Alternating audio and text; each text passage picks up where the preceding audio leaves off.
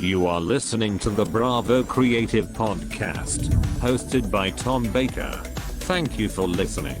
Your position has been triangulated. Drone army has been dispatched to your location.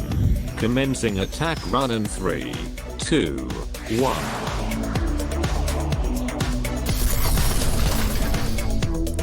Hello and welcome to the Bravo Creative Podcast, episode 5.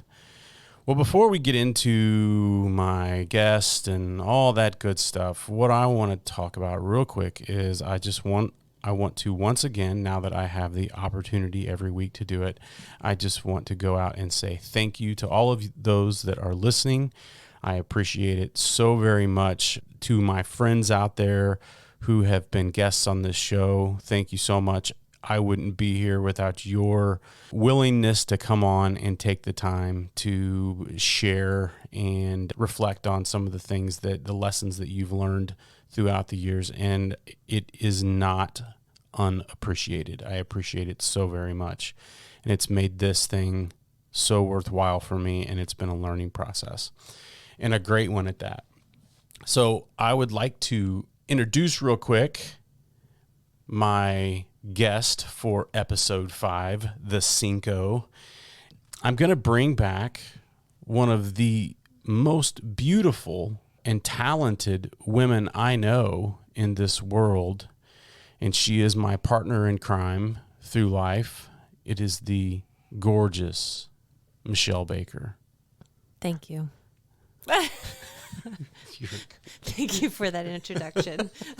I think I said beautiful like 3 or 4 times. I know. Yeah. Well, it's good that is the first thing you think of. Make sure they know that. I'm good with that. I'm good with that description. It's good advice, right? No, I wanted to bring Michelle back on because this podcast has been very much a family affair. Between the two of us, she has put in just as many hours of thought and thinking on this podcast and given me a ton of ideas and criticisms of how to make it better and how to find my joy in it, because there is an endurance portion of this that you have to just kind of keep at it. We've had a lot of very good discussions over morning coffee or late night glasses of wine on this process, and it has been great. She's listened to every one of my guests, and so I wanted to bring Michelle on so we could kind of reflect. It's that time of year, the end of the year, that we reflect, and granted, we could reflect on a lot of things on 2020. But I'd rather reflect on your podcast as far as this, than anything else. Let's do that. As far as this platform, we are going to reflect, primarily, we're going to reflect on this podcast and the guests that we've had up until now, and what are some of the takeaways that we got from it.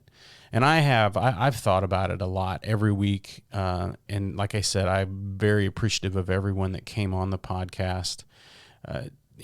David Watson, Mickey Stone, Ducon, Michelle, and I've learned so much from just having those 4 people. And like I've said before, teamwork makes the dream work, right. And it really does. It just adds to that that knowledge that you gain and that just good experience that you get from life of just sitting and talking with people and asking the right questions of people. And hopefully I did that. I think too, for people out there who go, well, it's just episode 5. That is true, but there is a huge process that happens before an episode even goes out into the world, and a lot of talking and discussing and courage and doubts and thoughts and fears and what ifs. And also, even while the podcast is going on, there's a lot of conversations and things that go on that you don't get to hear about. You've had a huge response from people getting back in touch with you for future podcasts. And that's really great, because the what ifs before, a lot of it was like, number one, am I going to be able to get enough people who want to be on this show? Does anybody want to talk to you? And then number 2, does anybody want to listen to what I have to say and the conversations that we have. And that's been the really cool thing. It has been. Is getting the feedback from listeners and also getting feedback from the people who have been on the show and also people who have been proactive in getting in touch with you saying, hey, I want to be on the show. Right. And folks, we've got some great. really cool people that are going to be on the podcast. And these are I'm excited to hear those podcasts. I'm looking forward to them. I'm not going to divulge the names yet because, and this is one of the lessons that I have learned of the podcast, is that Murphy's Law is in full effect. Especially this year. Especially in 2020. Especially this year. This is Murphy's year for sure. Yeah. And one of the things that I've realized is that there is a huge want to get on and talk about a lot of these issues of this, the 417 Film and Theater Group. There's a lot of things that people want to talk about and discuss, and I think that's awesome.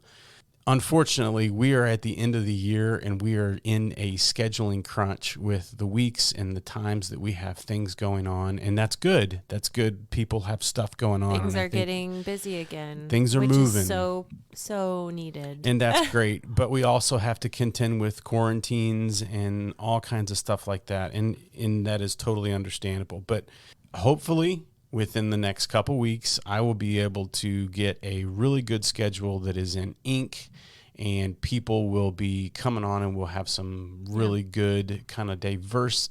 There, I did kind of again. We'll have some very diverse guests on here and subject matter, and I think that that's going to be fun. I'm excited too because some of the delays haven't been COVID related. Some of them are just saying, "Hey, we have these projects that are almost done. Let's talk about them when they're ready." And that's exciting too, because it's showing that things are getting produced, things are being done. Yeah. Whereas I think everyone, I don't know, in my mind, I see 2020 as this big like pause button that someone pushed. It kind of feels like it. And it's not the case. Things have happened. People have kept doing things and progressing with things, but it just feels like it sometimes. It's really messed with our sense of urgency that we have, that instant gratification of things. 2020's really slowed that down, but it's it's like you were just saying, had to push through. It's been harder to push through. That's where I think, and like kind of like what you were talking about, you said there are some really cool things that are coming up, but people don't want to. The timing has to be right. The timing's not there. And when people have put money and time and effort, and there's a lot of people working on these, it's not just to frivolously throw something out there and get people going in the wrong direction. So we've got some really cool projects coming up, and these people that are the spearheads and the change agents for these projects are going to be on, and it's going to be so awesome to get to honestly, just to get to find out more about it. Them. Yeah. The first thing, and I'll just ask you, what is your main takeaway, or what maybe is the unknown that you had prior to the podcast happening? I think it's a lot more than I thought it was going to be. It definitely is. I knew in my mind, because I like to listen to podcasts, so I thought it was going to be really cool, but I knew anything that you're committing to getting something out on a weekly basis, a week goes by so quickly sometimes, especially if you have deadlines, that I knew that was going to be something, but I didn't think about all the promoting of it and getting guests and scheduling, and it's constant. It's one of those things where, yes, we're getting past month 1 of the podcast, but it's one of those things I feel like you've been doing it for so much longer, and probably because before it was in a planning and conceptual phase for a long time. I mean, we even joked about during this period how way back when you wanted to do a vlog, back when those were popular. I mean, this has always been part of our conversations, and in some ways it's super exciting to see it come to fruition. It's almost like a child That might be dramatic. No, it but is. That coming together. But to get back to your question, yeah, it's the amount of time and the diligence to keep going, and the thought of, wow, this is the amount of work that it's going to take, and also knowing that that's what separates podcasts, is just the ability to keep going and keep it going consistently. Well, and not only is it the diligence of continually, doing it, the endurance of it, but it's also having good content as Right. well. Being happy with it. Because nobody wants to listen to just people breathing and talking about nothing. So No. that does make a huge difference in it too. So content on top of, and that's just one little piece of the puzzle, is the content, but then it's the promotion, and it's making sure that people know when it's going to be and getting out Right. all the platforms. So yeah, that is a lot more than I even thought it was going to be. And thankfully, I have two friends up in Jefferson City, Missouri, Brad Jones and Keith Enlow, who they just started a podcast. I want to say they started theirs in it was like August or September, I think, is when they started theirs. I think it was about September. Yeah. They started theirs, and it's a cool little podcast. We like that too. Yeah, we like that too. And I'm going to do a little shout out for them, because I think here probably in the next couple weeks, I'm going to actually be on their podcast. Yay. So that'll be kind of neat. And I want to Dual podcast. And so Brad and Keith they've kind of gone through this initial bump, I guess. I guess you call it a little bit of a bump. What's interesting, though, is their background is they had been doing a radio show. So they were doing a local Jeff City radio show, I think right? they were prepared for the amount of material they needed to Right. have something on a weekly basis.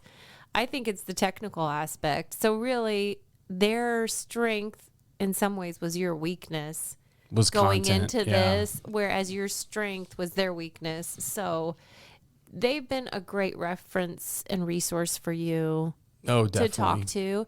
And I think you've been a good resource for them as well. And Yeah, we've had a little bit of a symbionce to be able to kind of go back and forth and look at, where obviously I have a little more of a technical side that can come out, and they have a little bit more of the content side, which Keith and Brad both, they write little plays and stuff like that. Oh, they So do. they do. and they've done a lot of theater too. They've done a They're ton of theater. performers. That's actually how we met. So Brad and Keith and I, we all did community theater back up in Jeff City, and so we've mucked around on the stage quite a bit. So Yeah. that was fun. And I think Keith was a theater major.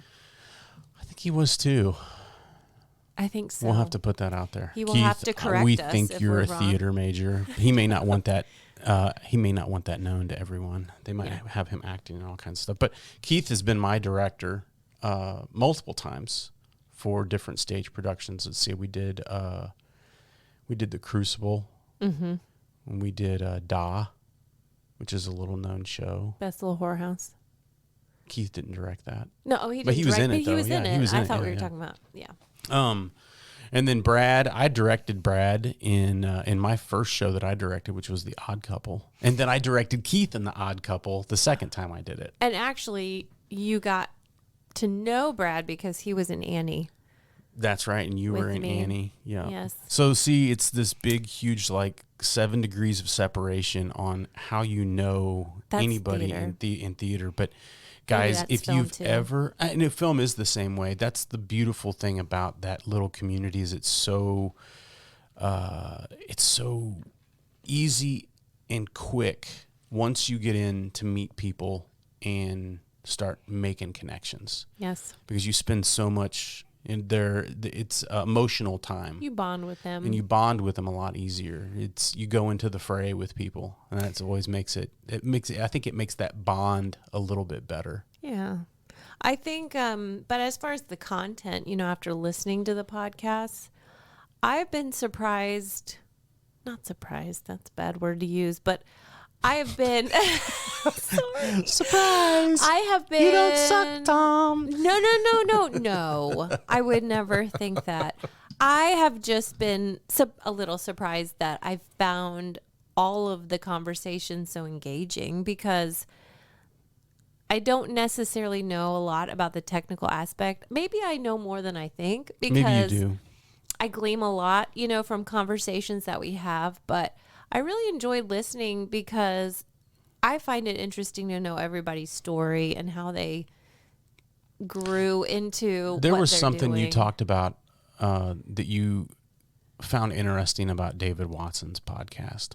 What was it? There was a point that you had made to me, and I can't remember what it was. Oh, I said that the thing that I enjoyed with listening to it, and the reason I picked up on it is because you went through the whole podcast with our son on your way to deer camp. Oh yeah, that's right. And that's he right. was writing all the cuts. You would tell him and he would write a cut on how you wanted to cut the podcast together. And I thought it was wonderful that he took it from a point of, hey, I knew I wanted to do this. I didn't have a lot of money to put into equipment, but I did it doing weddings, even though part of me was like, oh, I'm a wedding videographer, like, oh, hide your face. The shame of it, yeah. But the thing is, it got him from point A to point B. And Oh, yeah. he was creating, and as he did more content, he started looking at it and he started having faith in himself and saying, hey, this looks pretty good. Yeah. This looks good. And he took obstacles out of his way, I guess. He worked through them. Yeah. Instead of what a lot of us do is say, well, yeah, I'd love to do that too, but I can't afford that piece of equipment And I hear that a lot. right. I hear that from a lot of people. Oh, I would guarantee, because sometimes I look at all the equipment you have and I think to myself, thank goodness I was not aware you needed that much equipment before you started down this road, because but I'd do be you- like, no way. But do you remember what camera I It's not gonna used? work. Do you remember what camera I started out the business with? So I don't. I'll just tell you the story. Sorry. No, I'll just tell you this story. So, and it's actually up there on the shelf. See that little tiny one right there in the middle? Yes. It's called a Panasonic GF2. And it was Panasonic's probably second version of it's called their Micro Four Thirds format. All right. So I have adopted the Micro Four Thirds format. I've used it for however long. There's a lot of reasons for it, but that's kind of beside the point. But that little Panasonic GF2 camera, it was an interchangeable lens, and I had a bunch of my old Nikon lenses, and I was able to adapt all of them onto that camera. And I filmed for the first 2 years with just that camera, and I used my cell phone as my audio source. I do remember that. Right? I do. And so I started my whole business using that and iMovie, and I was able to make commercials that I was able to put out on Facebook, and people started paying me money for it. And that is true. I mean, you can do it with very little. I think I still have the LED lights. The lights from Lowe's. Yeah, and I bought those 2 little LED lights.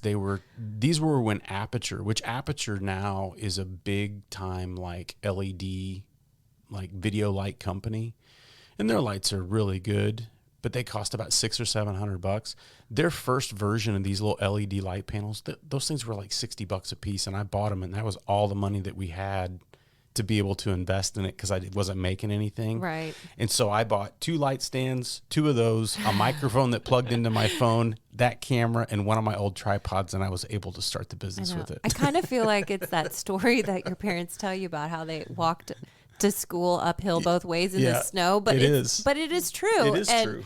I loved that you listened to that with Sam. I mean, whether it's sunk in or not, I think Our 13-year-old, yes, who our is 13-year-old, he's going been through the bitten. throes of making films and wanting to be an actor and yes, and anything else that can get him out in front of people. scaring his mom to death. But I thought that was great. Yeah, I did because too. that And is David is best so way to do it. knowledgeable, and the way he got knowledgeable in filming and using a camera and framing a shot is by doing it multiple times and by watching and studying film. And that kind of goes into pretty much what my takeaway from everything that I've learned on this little exercise, as it were. I'm going to take it more than an exercise now, but up to this point, it has been a proof of concept for me to see if I'm going down the right road. Right. Well, I mean, look at Ducon and I think he had never even done anything before he did his first film, right? Yeah. I mean, don't you hate people like that? They're No, I don't. why not? Let's just film a feature film. And I'm thinking to myself when I listened to that, I was like, really? I don't hate people like that, but I look at them and I go, Envy. bless their heart. There's something wrong with them. I really do. I don't think that. I think that's amazing. Someone who's just like, well, why can't we do that? Now, I'm sure he looks back to that because when you asked him where you could see it, he kind of, there was a pause because he's such a nice guy. If it was me, I was like, because I don't want you to see it. Oh, I've told him that I'm going to come up and we're going to watch it one day because I want to see it. I want to see it really bad. Yeah. The idea that Ducon was able to take, and I don't even I look at it as it's a can-do attitude. Mm-hmm. And that's a little different than the David Watson approach to it. They are a little bit different. That can-do attitude means I'm going to just go at it, and I know that I have confidence enough to know that I'm going to figure it out. And David's wasn't necessarily the can-do. It was I'm just going to do it. And I'm going to just, it's total immersion. Whereas Ducon's, it seems different to me. But I can respect both of them. David's seems more palatable to me than Ducon's. And this podcast is a little bit of both. It's like, why can't I do it? I can do it. And I know that I'm going to learn a lot of things during that process. But I think it goes back to that idea of it's the amount of time that you put into things. Right. I don't think there's any way to cheat it unless you're going to spend massive amounts of money. And even then, you're still going to have to dedicate a ton of time to it. Well, because learning about it is different than doing. And doing, you'll learn a lot. I mean, it's the crash course. Like, in all the time that we talked about this podcast and doing this podcast and you researched about the podcast, I mean, I would bet that you learned just as much, if not more, in this month of doing than that whole time of thinking about it. Definitely. Well, it'd be the same, for example, like when you went to opera music school at Indiana University and you were going through classes, learning how to sing opera, working on that part of the craft. And did you ever get up on stage and sing in an opera? I did. What you learned more about singing on opera on stage than you did than learning, right? Or you learn it quicker, I would say. You do. It's kind of like jumping into the deep end. Yeah. You will learn how to stay afloat. It may not look pretty for a while, but you'll do it because you have to. Now, what operas did you do? I mean, full disclosure, I was in opera courses, but I was in an opera course for La Boheme. You did? Oh, that's right. You did La Boheme. And the Mass, and I'm trying to think. Oh, it was a little while ago. So, just because we can talk about it. So when Michelle and I met, we were doing musical theater together. Michelle was towards the end of high school. I had gotten back from the Navy. I was about 21. You were about 17, and we were doing community theater. We did a ton of shows back then, and it was kind of like the thing to do for kind of folks that hung out like us. We all it was kind of a thing to do in small town Missouri, middle of America. And Jeff City has a great theater. They have had a wonderful community. program. We've put on some great shows. I've had people that have gone and seen a show that we did in Jeff City, and they had seen it done in St. Louis or Kansas City at the professional groups, and they were impressed, just as impressed as with ours. And I don't know if that's just lip service, but I heard that more than once from a lot of people. So we had and I'll just tell you, I've seen a lot of shows in Jeff City, and there's a lot of actors in that town that I would put up against a lot of professional actors that don't do it for the love, but do it for the paycheck, which sometimes makes a difference. But anyways, Michelle and I got our start doing a lot of musical theater, and then Michelle got this wild hair about the middle of, I would say it'd been kind of brewing in you. I didn't think it was a wild hair. Maybe boyfriend Tom thought it was a wild hair. All of a sudden, you decided that you were going to go and sing opera, and you decided you were going to go all in, and you left and went like 6 hours away. We had this long distance relationship for 2.5 years while you were in I Indiana. mean, really 4 years, if you want to count. Well, it's true. I mean, Yeah. we were. Yeah. I look back, and my personality is, I don't know if I should admit this on something that's being recorded, but my personality has always been, if I'm going to do something, then I'm going to do it right, and I'm going to do it the hard way, and I want to do it the best way, and do it to the level that I think is the best. Hence, she married me. The hard way. Yeah. Well, I mean, but I still have immense respect for singers that sing opera, that sing professionally classical music, classical musicians, because the complexity of the music, I think sometimes singers get a little lazy with, Definitely nowadays you see a little more laziness. And even a little bit with the style, the style of musical theater, it changes decade to decade. But the technique, the true technique of singing in a healthy way and being able to project and have people in the back of the room hear your voice coming out of your body, and the immense skill and talent that opera singers have, it's really amazing. When you see it's kind of the Green Berets of singing. When you see it done well at a certain level, it's really awe-inspiring. I mean, it just kind of blows you away. You think, man, that's crazy good. So let me ask you, and we've talked about this before, but you got all into it, like total immersion into opera. And then you got into it, and after about year 2.5, was it?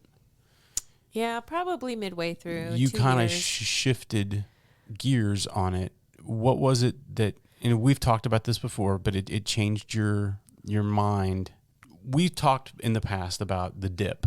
It's Seth Godin's book, The Dip, and basically the gist of it is that some ideas are worth stopping and going a different direction. But sometimes you're not going to know that until you go down into it. And sometimes some things, when it starts, it's easy, and then it gets tough. But you have to go through the tough phase And it may to get get past that plateau. Yeah. So it's hard to see what is the right answer. And I mean, I went to Indiana University because they had an amazing school for music, but also they had an amazing business school because I knew both sides I had interest in. I was raised in a family with strong business background. Did you hedge your bets by going there then? Maybe a little bit. I was accepted into the Kansas City Conservatory, and I guess I could have gone there too. But You just blew heck me of away. a lot shorter drive. You know what, hon? It made us stronger. We ended up. We literally used to drive That was the plan. because It was your test. yeah. So You passed. so there was You had to drive through Illinois. That Yeah, is that quite was a long drive. That's a test for anyone. But that was something that whenever because I moved up there, I got hired in Indianapolis on a position. In IT, that's your IT, that's really what I was how in. you got started in all of this. And so I lived it was probably about 45 minutes north of where you were at. So we would Actually, he packed everything he owned, which fit into a car. I did. It fit in a car. And I didn't even get hired for the job. I drove up there. He was and just I'm going. I'm going. And I just drove up and I Your went. poor parents, they probably was like, this Michelle better work out. You were because worth it. But I drove up she to doesn't. This was crazy. I drove up to Indiana and I had everything that I owned in the back of that car. I drove to that company that had shown just a little bit of interest in me. And I drove up there and I told them, You're like, I'm here. I'm here if you want to hire me. And so I remember All in. they were like totally taken aback by it. And I remember driving back to Bloomington from Indianapolis because that's where they were at. And I remember driving back, and by the time I got back home or back to your house, because you were back in Jeff City, when I got back to your house, I had gotten a phone call there at your house because I had left your number, and they called me and they said, "We'll hire you." And I was like, "Seriously?" I was like, "Sweet." So, thus started that. Yeah, it's crazy. It's crazy. It is crazy, But it but worked. I wouldn't. You know what? I wouldn't do anything differently. And Indiana had an amazing music school, amazing business school. So my original plan was to do a music major with a business minor, thinking. You kind of wanted to didn't you kind of want to do like a theater, you wanted to be a theater manager, didn't you? Wasn't that kind of one of your early on? Well, I always liked the thoughts? business side of things, and Yeah. I was always a little less, I don't want to say a little less creative, but a little less like abstract than my friends were. No, I can see that. You're a fairly literal person when it comes to that kind of stuff. I enjoyed a lot of business things. I mean, heck, I enjoyed all my business classes. I did. Nerd. I was a nerd. I even, to be honest with you, did better in my business classes than I did my music classes. I mean, for all those music people out there, music theory is no joke. If you get to a certain point in music theory, it's crazy. But isn't it just memorization? Amazing. It is, but it's very technical. It's like deep dive It's memorization, way right? deep dive. It's like what you do with a film. I don't Okay. I don't even have a concept of what's going on, but you can probably look at a film and be like, "Yep, they had a light over here." You can probably visualize the setup with the set, whereas I look at a film and I just noticed the movie. But now I don't do it as much with music, but I used to, you listen to a song and they train you to really dissect all the things of it and realize why your ear likes to listen to this song, because it has a chord progression that goes from this to this to this. That's why I think I have such a eclectic, weird taste with music. I mean, if you saw my iTunes, Tom hates listening to my music list. It's just really odd. It's an odd, eclectic collection, because I'll listen to music and there's definite things I like, but it's kind of at such a level that it's very not fun. cerebral. It's not fun. It's not fun. But it'd be the same with But me honestly, I watching think about films. that with some of the movies you like that you watch like 60 times or 70.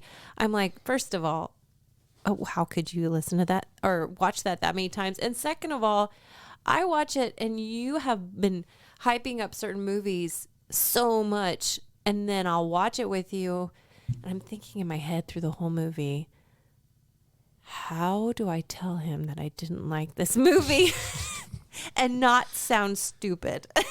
I was like, Well, So- yeah, you're right. And I mean, I think that's normal. It's a It's a I have a learning heightened process. appreciation for films, and I know that I know that I like films that Right. a lot of other people don't like. And it can be a different language too. It's like we have a joke amongst ourselves when I try to help my family with music.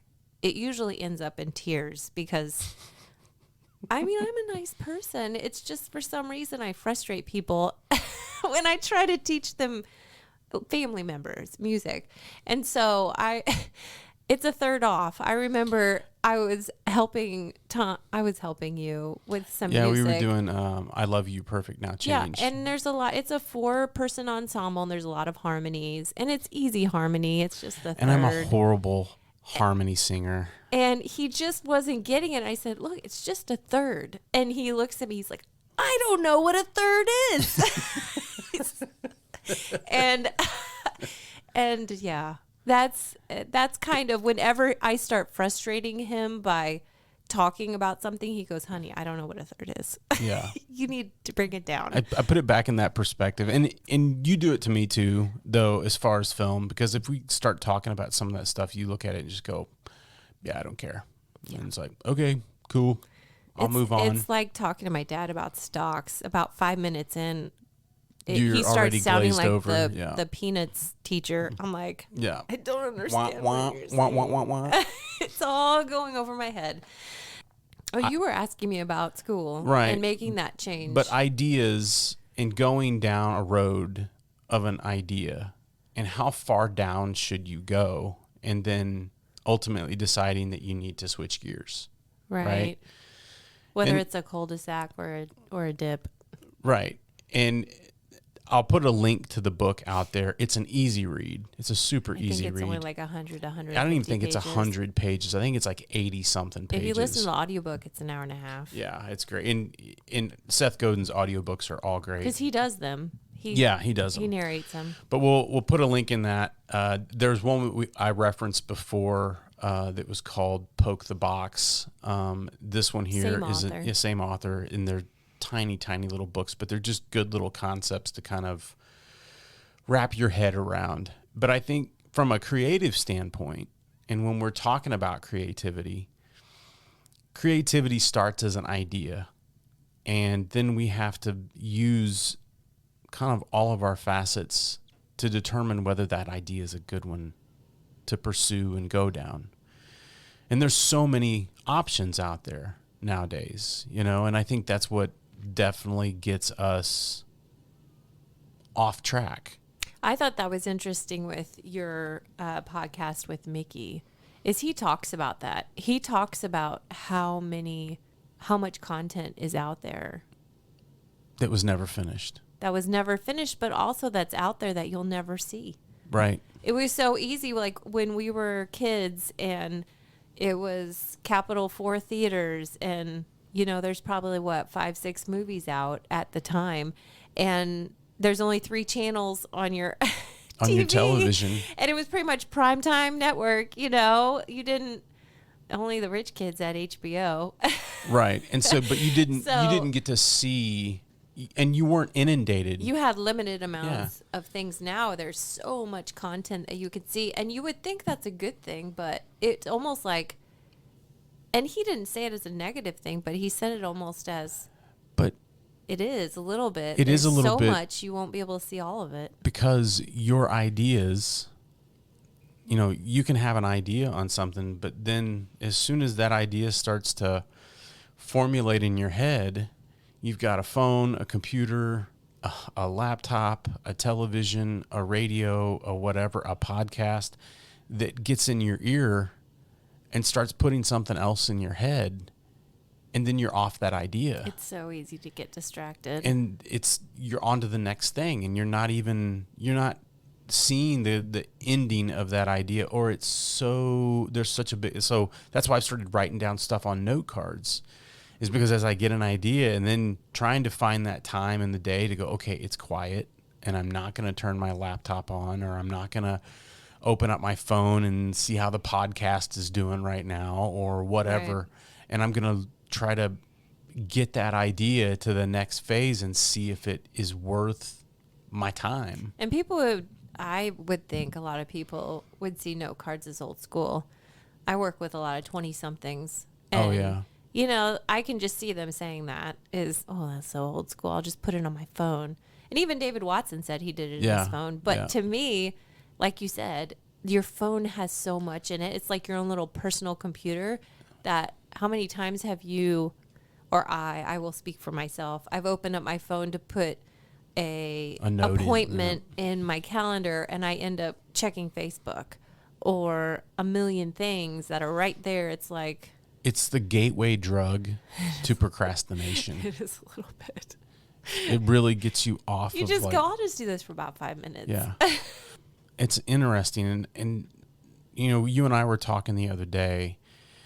I've reached this point where I think that I have consumed enough ideas or inspiration when it comes to like watching movies or watching a TV episode or watching a YouTube video that talks about how to set a camera up differently, you know, or a lighting setup or what have you.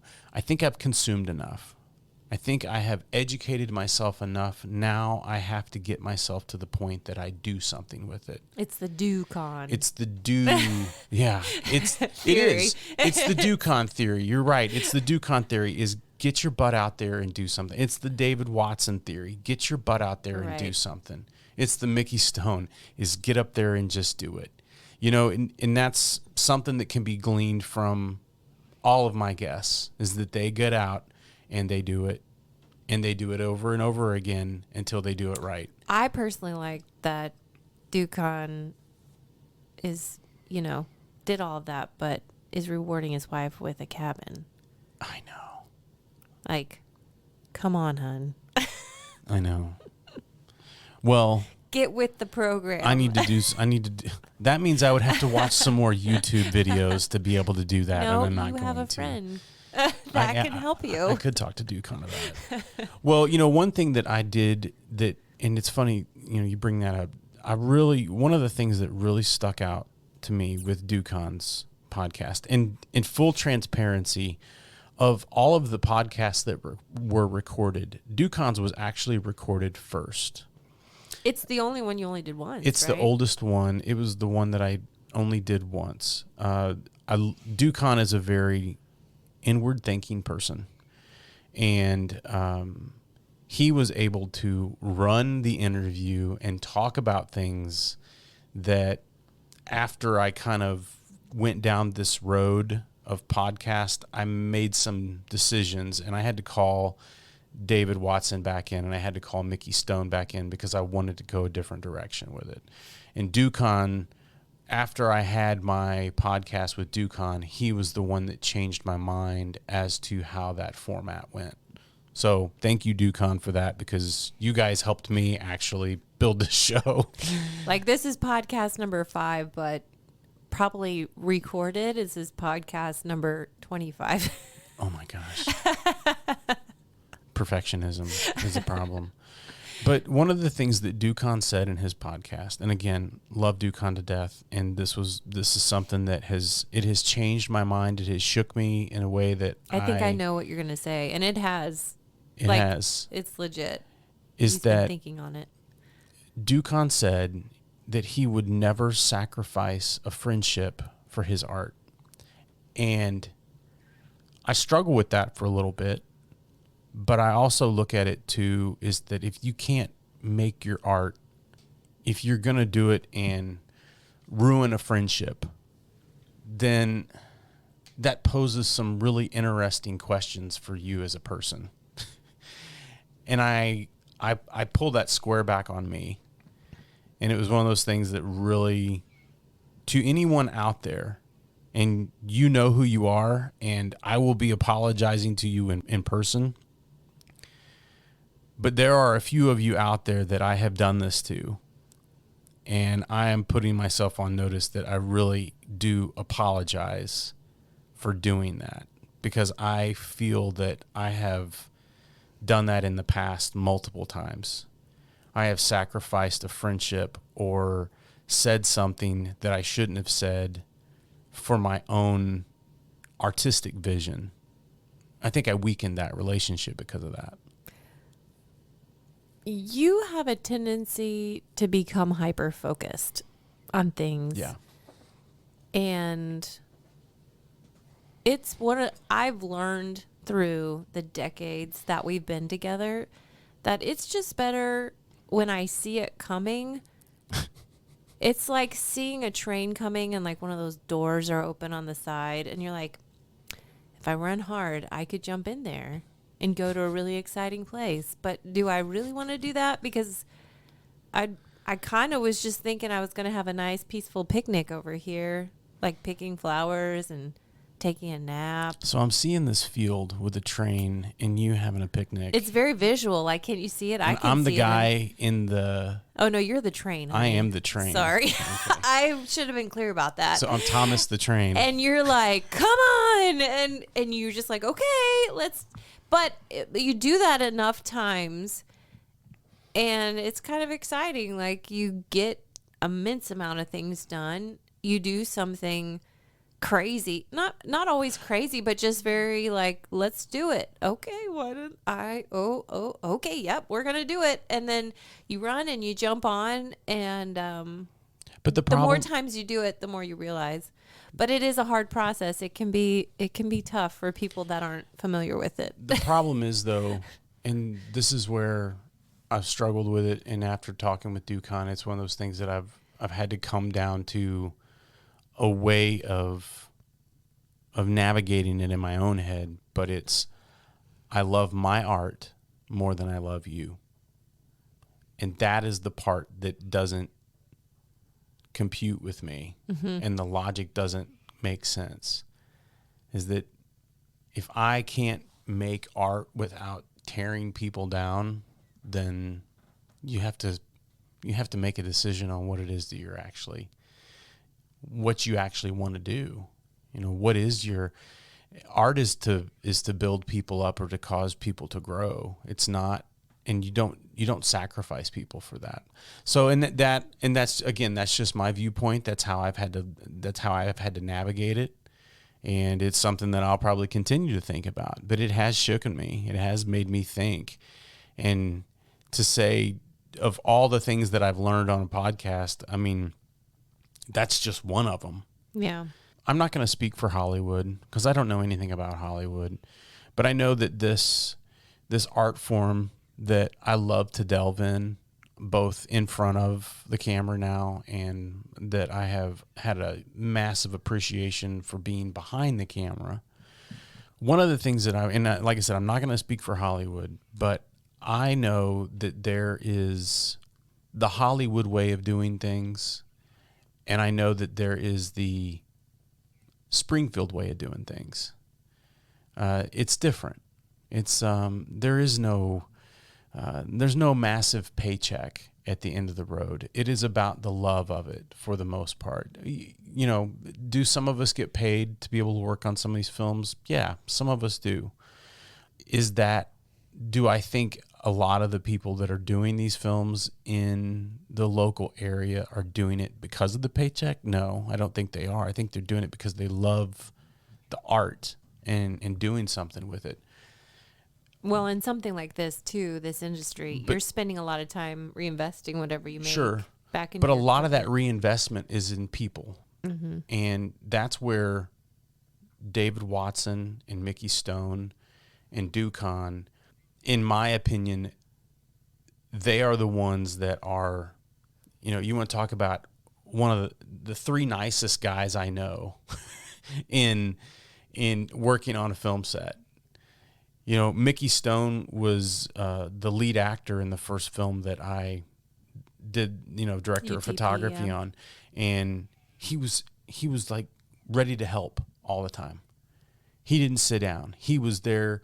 He goes, "Hey, Tom, can I pick up that tripod for you? Tom, can I do this for you? Tom, can I do this for you?" And it's about building those relationships. And that's how that's how the team works, you know. And he was so humble because just with pushing envelopes, because that's what I had. Yeah, he won like, I don't know how He many won a awards on that bunch thing, of so like that. awards, and I kept waiting for you to like say that, and he didn't bring it up. No. He was like, yeah, I guess I did okay on that film. Like, he got really recognized Oh, yeah. for that, not just in the Springfield area, but like all over the United States at festivals. So, Well, and internationally too. I think there was one in Italy that he won. I'm pretty He did a sure he great won job. Best Actor on that one. he's so humble. He is, and but again, that is, people want to work with people like that, and that's good. I mean, this process, the filmmaking process, is so hard as it is, and then you look at, just like we were saying earlier, the time that people put in to get to that production phase of a film, the time that's put into it, and the heartache that's gone through of having your script torn apart, or trying to get the idea out of your head, or to get a cast together, or to get a crew together, or to get a location set, all that stuff. And then you get to that, and you have to deal with an actor that is a diva or whatever. Having a director of photography like David Watson, who has nicest guy on set, you have someone like Ducon, who is, and I'm serious. I remember whenever I first started working on the set for Vincent's Vow, after the second time I was there, Ducon came up, knew my name, didn't have any reason to come up and know my name, didn't have any reason to come up and take time out of his day, because he was acting, working on the script, working on the shot list, and trying to direct other actors. And he took time out of his day to come up and go, "Hey, Tom, how's it going? Good to have you here, blah, blah, blah, blah, blah." And you look at that and you take that. That's why Ducon can do what he can do. And he was working, and that was the other thing. And he was building a house on top of it. He was building a house. He was working he was filming when he could film, because he had a full-time job. So it was like you would leave at like Saturdays on like break of dawn. You wouldn't get back until whenever. They would film all night long. Yeah. I mean, so 2 years of his life, he was editing, or he was filming, or he was acting in it. And I'm sure before that, he put in countless hours Writing it. Yeah. And I thought to myself, man. But I think the takeaway from that is, and this is just for, and I've learned this the hard way too, is that if you really do truly enjoy the joint collaboration of a creative endeavor, be it a theater production, be it a film, or whatever, what have you, and you're working with a group of people. Again, this comes from a place of love with me, but it also comes from a place of knowing, lose the chip on your shoulder and go in there and enjoy the process, because that chip on your shoulder is only going to, the first thing that it's going to do is it's going to restrict you on whether you ever get to do it again. These processes are so hard just in general, and there's so much stress level to try to do a good job in them, that if you have somebody with a chip on their shoulder, it just makes the process so much harder. I think sometimes so much harder. That comes from a place of insecurity from people, because it does. It's the people that have enough confidence in their skill level and what they're doing that they don't need to be like that. I mean, and again, like you said, I don't know that for a fact all throughout the film industry, but I know from just life and well, we've been usual, in theater, I mean, and theater, also work environments, and most of the time people do that because they feel like they have to look like they're amazing, but it's usually because their body of work is not there to necessarily show if they're amazing. And that's okay. It's okay to be humble, but it's okay to have a little bit of ego, I guess. I kind of always feel like I've had some diva moments. I definitely have. I've definitely had some diva moments. You do have some diva moments. I usually leave one diva moment for every show that I do. Yeah.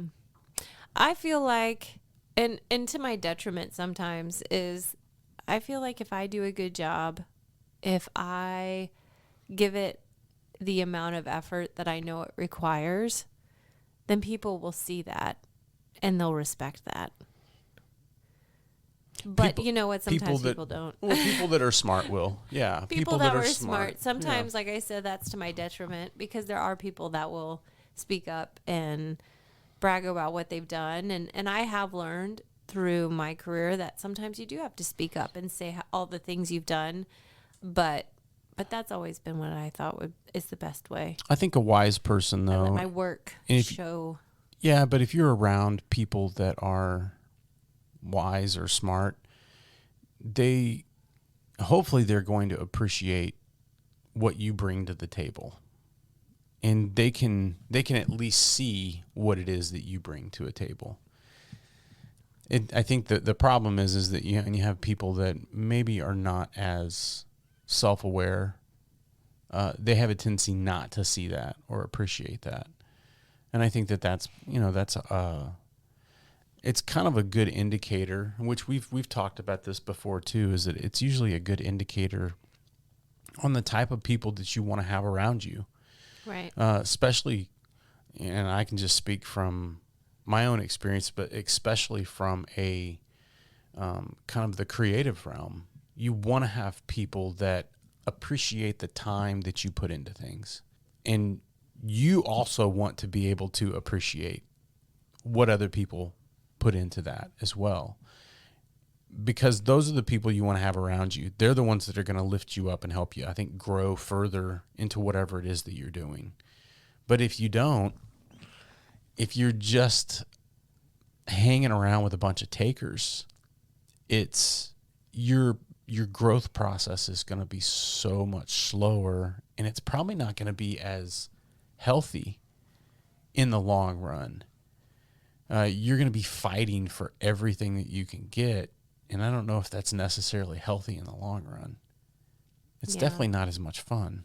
I had, to go back to what we were talking about but way back when, but at IU, that was one thing that my vocal coach told me. She said, Michelle, you just don't have the elbows for the business.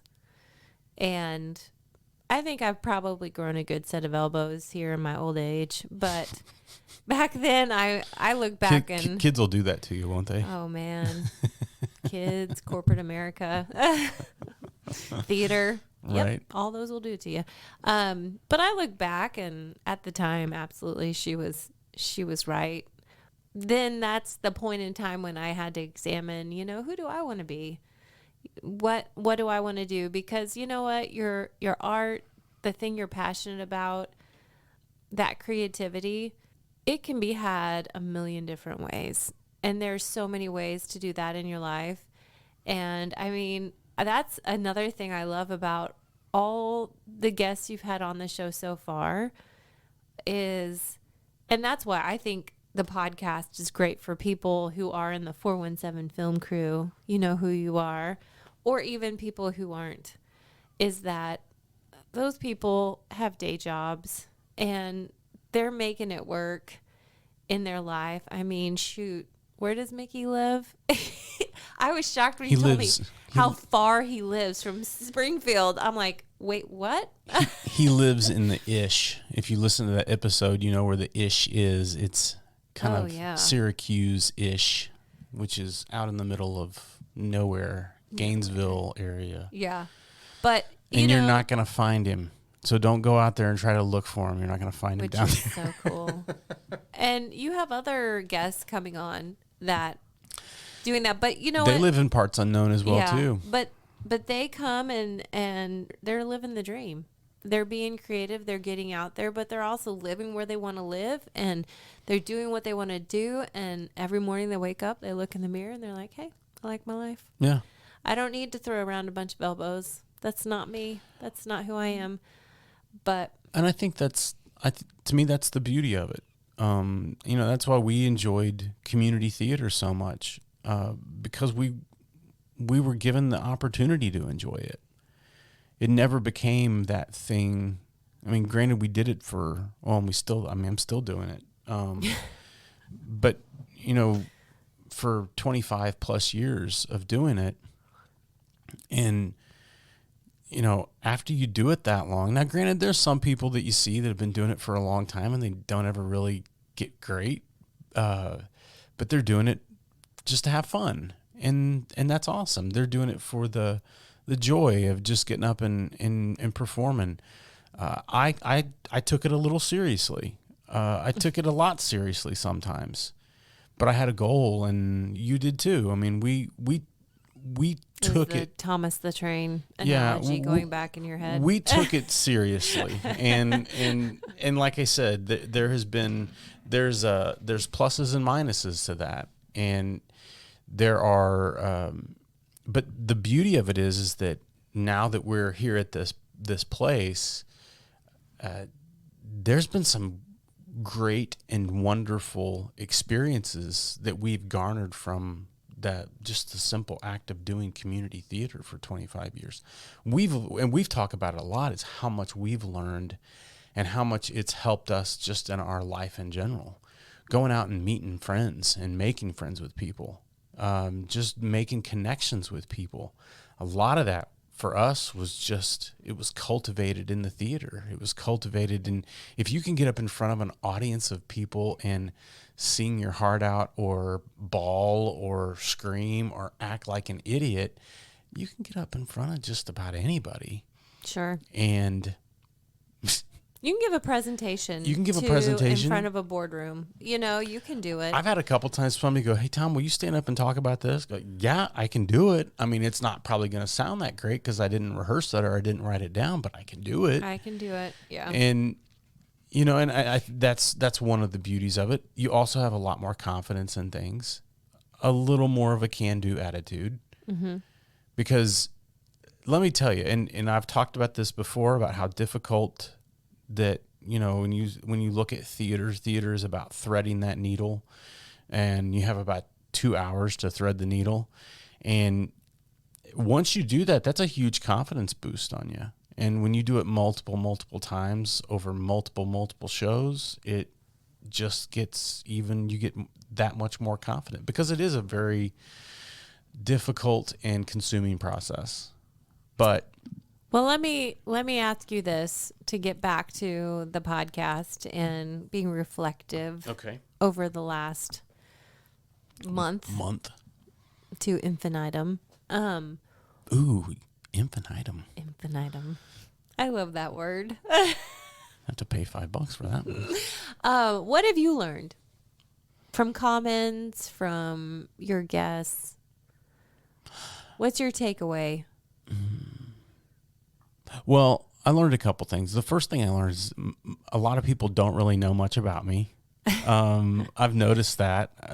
There's been a few comments that, like there was a couple comments. Actually, Jim Wilson, who I met on a set for Land of Milk and Honey, he didn't realize that it was me that was in the Springfield Contemporary show of Race last year. He didn't know it was me that was didn't put two and two together. The actor up there, which I thought was kind of cool. But people just don't know who I've not lived here. I've not been in the 417 for a long time, and so that was a little. It wasn't like it was a learned thing, but it surprised me, and it also surprised me that people wanted to know. You know, you're focusing on your guests because you're like, these are the interesting people. I was focusing more on my guests, and thank you so much for showing an interest, all of you. But yeah, that was one thing that I thought was interesting, and it was. I was kind of surprised on the first podcast with just you and me. I mean, when you asked me to do it, I was like, okay, sure. If it helps you get through a hump, but no one's going to want to listen to what I have to say. I mean, and I also was a little worried on what I would bring to the podcast, you know. Like, you didn't want to say too much. Well, quite honestly, if I sat here and talked about cameras, you would lose your audience because I don't know what I'm talking about.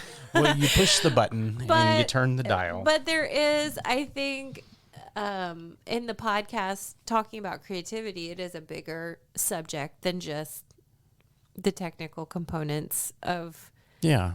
turning on a camera and lighting and sound and all those things. So, yeah, that was an interesting surprise, is that so many people listened to that one and Oh, enjoyed yeah. it. At least for me, I was a little flattered. Well, it's because you got a cute little voice there. Well, I can't compare to you. Well, The sounds I of know. silk. I know, yeah. Didn't somebody say that? Well, no, I said it about Mickey. Mickey Oh, had yes. the voice of silk and the Voice heart of gold. silk. Yeah. Oh. But I think the other thing that I realize is, and I'm fairly well suited for working on a podcast. The parts that I'm lacking in are that I have to work the hardest in is the content, and that's something that I'm reading on. Pre-production. And the pre-production side. As far as like making little graphic design ads and putting that kind of stuff out, that's fun to me. Mm-hmm. I've always enjoyed that. I don't know if people knew that you had that much background, because I think that's something people are learning, is that you started out in photography in high school, Yeah. and then you got into IT. I was in IT for about 10 years. Was like a hardware guy, built all of his own computers, all kinds of stuff. And then you went into photography again, and then you were a website developer. Web development, and you did graphic design. And then that led you ultimately to doing video, because someone asked you to do it and you thought, well, I guess I can do it. And then you started doing video. And then at that point, I remember us having the conversation of people were asking you to do websites and posters and videos. And you were like, well, and then people are still hitting me up to take photos at their weddings, and I don't know if I want to do that. And I'm like, you need to focus Right. on what you want to do. And that's ultimately what got you to this point, is saying videos, that's my lane that I need to Right. stick in. But I think a lot of people don't realize that you did all of those things, because really all that happened way before we moved to Springfield. Oh, yeah. And it's amazing, because I don't think about it, because I was there for the journey. You endured all of it, yeah. Boring me, I've been doing pretty much the same thing the whole time. But you've really developed through that. And I think only with your IT background in that process did you really get to where you can be successful today, because... Well, the web development too helped me, because I had to go through, that was, when Facebook was starting, was really when I got into doing web development. And so we You learned. were an early adopter of I was Facebook. early adopter, and was having to go through all of those. That's when they were all built. A lot of that stuff. I mean, Facebook changed a lot of the way social media was done. And, that's when Google AdWords came in and ad space, and that was a total different game back then. And that's when I got into the business, because that's where I saw everything going to early on. And so and so it's been fun to go back and touch on some of those kind of old school tactics, the organic reach versus the paid reach and all that, and getting the data off that. So I get to kind of dust off the marketing part of things. And so it's been fun in that regard. Right.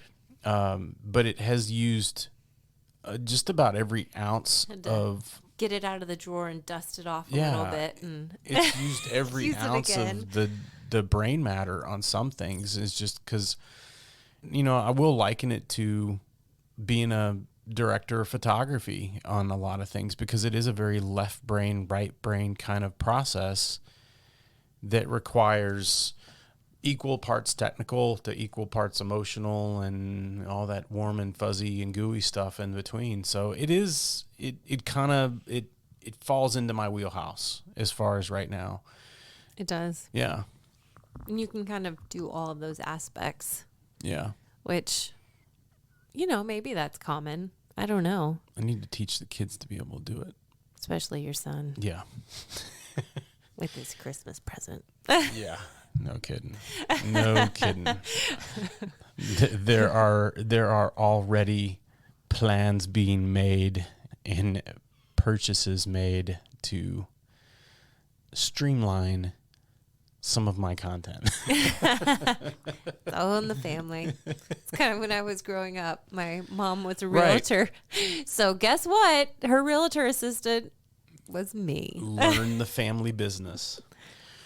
Well, Shelly, let's make this a short one. Absolutely. I think we've covered it all that we want to cover today. Next week, my guest is a very, very special and important person to me, and they are going to be on, and I can't wait for you to hear from them. But until then... And it's a her. It's a her. He's had a lot of male guests. I know. They're going to have a her. We're going to be an equal opportunity podcast here. But she will be on, and I can't wait for you to listen to her and listen to her story and what she is working on right now. But Michelle, thank you so much for going down this road with me, woman. You're very welcome. All right. Well, I want to just say again, to my audience, thank you so very much for listening. I can't say it enough, but you have made this experience a great one. And like I've said before, I'd like to hear from you. Feel free to leave a comment on any one of the Bravo Creative podcast platforms. If you're enjoying the podcast, leave me a like, show me some love, and trust me, it does do wonders for my already inflated ego. The Bravo Creative Podcast is running on Podbean, Apple Podcasts, Spotify, and YouTube. And you can also find it on www.bravocreative.net/Bravo Podcast. There are more platforms that I'll be sharing to, but some of them take a little longer than others to get registered to. Thanks again for listening. Much love to you all. And remember, teamwork makes the dream work. And get out there and create something. Talk to you next week. Bye. You have been listening to the Bravo Creative Podcast. Analysis of your biometrics have been compiled and calculated. You are now a minuscule part of the collective. Enjoy the rest of your pitiful day.